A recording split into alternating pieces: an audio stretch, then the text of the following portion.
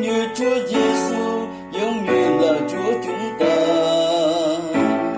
Hễ người nào cậy nhờ Đức Giê-hô-va sẽ có sức Chúa, sẽ bay xa thật xa.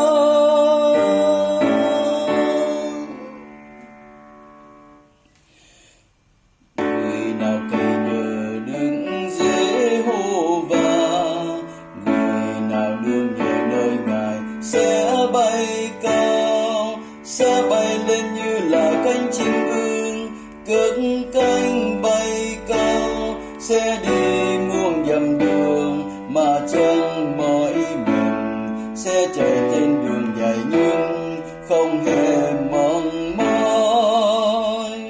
Đừng sương mới sẽ bay muôn nơi, bay lên đến những chân trời cao rộng ôi tuyệt vời. Đừng biến hóa giống như Chúa Giêsu, giống như là Chúa chúng ta.